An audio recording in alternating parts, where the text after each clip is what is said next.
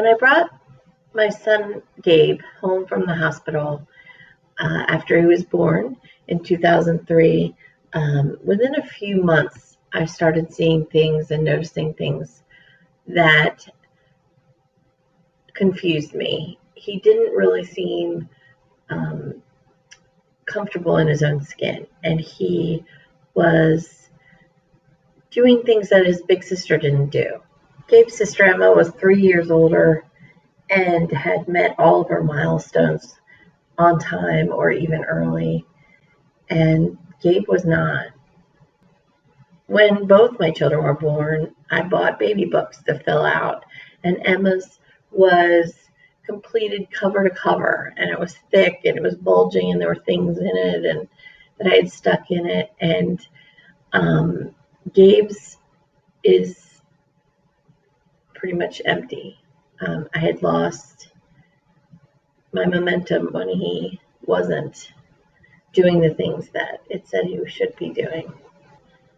Just about all of Gabe's gross motor skills were delayed, and he didn't walk until just days before his second birthday.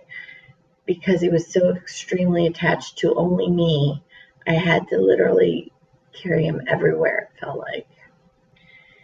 There were other things too, like his communication was poor. He never brought a cup to me and motioned towards the refrigerator, or never attempted to say any words. He just literally screamed, and I had to figure it out. He did have several, like one phrase that he said for everything, and that was all done. And so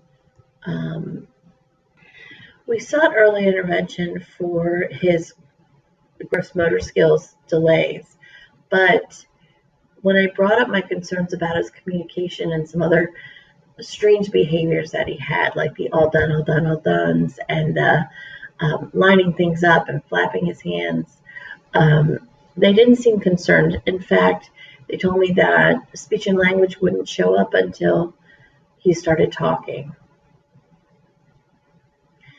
This was about 14 years ago, so things probably would be different now, and the red flags for autism were apparent, but at the time, they just told me he was developmentally delayed. So I Googled it and found a checklist for autism. He didn't have all of the things on the list, but there were some that were definitely there. And so I started asking everyone, do you think he has autism? And the responses I got were, he's a boy. He's going to develop slower. Stop comparing him to Emma. You're projecting.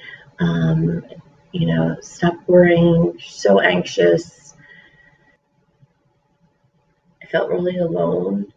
I felt like I was failing him. And although I was surrounded by tons of love and supportive people, I was just completely alone. It wasn't until I took him to the doctors for a routine shot, and instead of crying, Gabe just started his all done, all done, all done, all done, all done, all done, like for 2 or 3 minutes. And the pediatrician looked at me and said, it might not hurt to ask them to evaluate for autism. When I finally received the diagnosis, I felt surprisingly a wave of relief wash over me. Like I was validated. My concerns were validated. I wasn't making this up. But then at the same time,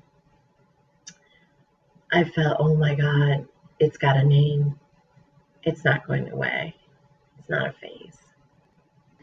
My husband needed time to process, and my extended family, though they never said it out loud, I always felt like they thought it was my fault, that I had willed this diagnosis into happening, and there really was nothing wrong with him.